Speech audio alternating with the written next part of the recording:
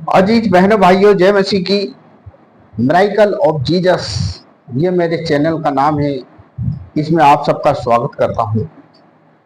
आज मैं प्रभु के आश्चर्य कर्मों से संबंधित एक और आश्चर्य कर्म लेकर आपके सामने लाया हूँ। आशा है आपको ये पसंद आएगा।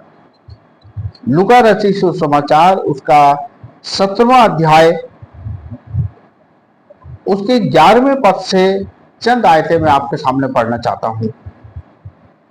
ऐसा हुआ कि वो यरूशलेम जाते हुए सामरिया और गलील के बीच से होकर जा रहा था, यानी खुदावंद यीशु मसीह। किसी गांव में प्रवेश करते समय उससे 10 कोढ़ी मिले। उन्होंने दूर खड़े होकर ऊंचे शब्द से कहा, हे यीशु, हे यीशु, हे हमारे स्वामी, हम पर दया कर। उसने उन्हें देखकर कहा, जाओ और अपने आप को याजकों को दिखाओ। और जाते ही जाते वे शुद्ध हो गए। तब उनमें से एक यो कहकर कि मैं चंगा हो गया हूं, ऊंचे शब्द से परमेश्वर की बड़ाई करता हुआ लौटा और यीशु के पांव पर मुंह के बल गिरकर उसका धन्यवाद करने लगा, क्योंकि वो सामरी था। इस पर यीशु ने कहा, क्या 10 शुद्ध ना हुए? तो फिर वे कहाँ गए? क्या इस परदेशी को छोड़ कोई और ना निकला जो परमेश्वर की बड़ाई करता? तब उसने उससे कहा, उठकर चला जा, तेरे विश्वास ने तुझे चंगा किया। मित्रों, ये उस समय का जिक्र है जब खुदावंद यीशु मसीह यरूशलेम को जा रहे थे और सामरिया से होकर गलील के रास्ते वो जा रहे थे।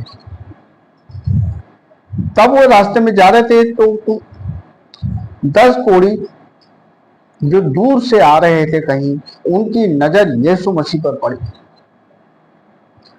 और दूर से ही उन्होंने खुदावंद यीशु मसीह को पहचान लिया कि यह हमारा को शुद्ध कर सकता है। और वो जोर से पुकारने लगे, हे यीशु, हे स्वामी, हम पर दया कर।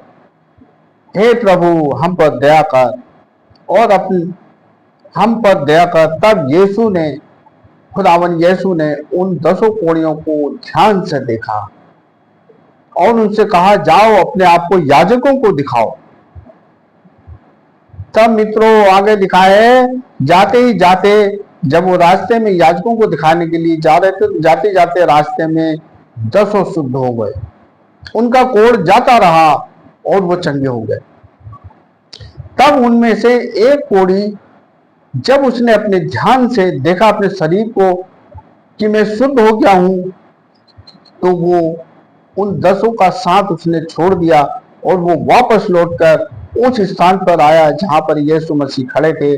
और वो मुंह के बल खुदावंद यीशु मसीह के पांव में गिर पड़ा और धन्यवाद की भेंटें चढ़ाकर कहने लगा, हे स्वामी, तूने मुझे चंगा किया है, मैं तुझे धन्यवाद की भेंटें चढ़ाने आया हूं। तब खुदावंद यीशु मसीह ने उससे प्रश्न किया, ठीक है, तो धन्यवाद की भेंट चढ़ाने आया, लेकिन 10 थे, 10 में से उन 9 कोढ़ियों को क्या हुआ? क्या वे शुद्ध नहीं हुए जो तू ही अकेला आकर धन्यवाद की भेंट चढ़ाने आया है? क्योंकि वो सामरी था। तब खुदावंद यीशु मसीह ने उससे कहा, उठकर चला जा, क्योंकि तेरा विश्वास बड़ा है, तेरे विश्वास ने ही तुझे चंगा किया है। मित्रों, आज हमारे जीवन में भी यही होता है कि खुदावंद यीशु मसीह हमारे जीवन में बहुत से चमत्कार, चिन्ह और हमारी परेशानियों को दूर कर देते हैं, लेकिन हम अपने एटीट्यूड, अपने घमंड में ही ऐसे चूर रहते हैं कि अपने काम को तो बना लेते हैं, लेकिन बाद में खुदावंद यीशु मसीह के धन्यवाद की भेंटें नहीं चढ़ाते, क्योंकि हमारा एटीट्यूड और हमारी अकड़ ऐसी होती है कि हम लालची स्वभाव के इंसान होते हैं, जिससे परिणाम ये होता है कि हमारा काम निकल गया, उसके बाद हम भूल जाते हैं। अधिकतर यही होता है कि कुछ लोग दुआ प्रार्थना करने के लिए इधर उधर जाते हैं और उनकी दुआ प्रार्थना को के द्वारा उनके कार्य बन जाते हैं, लेकिन वो वास्तव में फिर खुदावंद यीशु को धन्यवाद की भेंट नहीं चढ़ाते। मित्रों, खुदावंद यीशु मसीह ने उन कोढ़ियों से कहा कि तुम अपने आप को याजकों को दिखाओ। पहले पुरानी मूसा के द्वारा दी गई व्यवस्था के अनुसार यह होता था कि जो भी पूर्ण हो जाता था तो उसे व्याधि का रूप दिया जाता था। तो जब याजक लोग जो होते थे वो याजकों के पास ऐसे रोगी जाते थे और याजक लोग का यह काम होता था कि याजक उनसे कहते थे कि तुम शहर से दूर चले जाओ, और ऐसे कोढ़ियों को शहर से दूर रखा जाता था ताकि उसकी व्याधि दूर हो जाए तब वो आए। यानी इतने कड़े नियम थे पुरानी व्यवस्था में। याजकों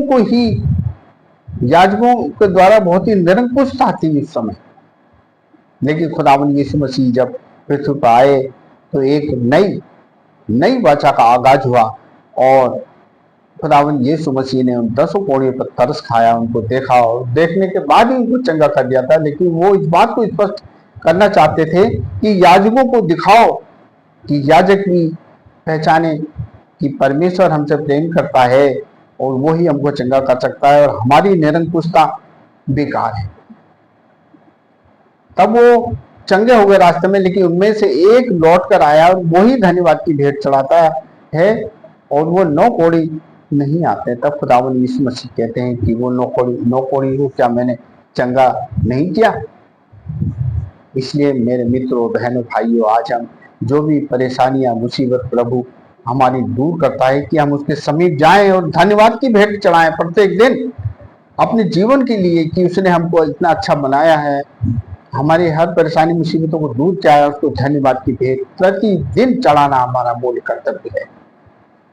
हमारे जीवन में प्रभु तमाम प्रकार के कार्य करता है, हमको चंगाई ही करता है, हमको सुंदर रूप, अच्छा गुण दिया है, सब हर बीमारी परेशानी से बचाया है और हमारी परेशानियों को दूर करता है। इसलिए प्रत्येक दिन हमें प्रभु को धन्यवाद की भेंट चढ़ाना है ताकि प्रभु हमसे प्रसन्न हो। सुलेमान जो कि प्रभु से प्रेम करता था, वो उसको जब इस्राएल राज्य दिया गया, वो धन्यवाद की भेंटें चढ़ाकर और प्रतिदिन मेल बलि, होम बलि जैसे तरतीब थी उसके अनुसार धन्यवाद की भेंटें चढ़ाता था, और प्रभु उससे प्रसन्न हुआ और प्रभु ने उसको इस्राएल राष्ट्र दिया, उसको ज्ञान, बुद्धि, समझ दी।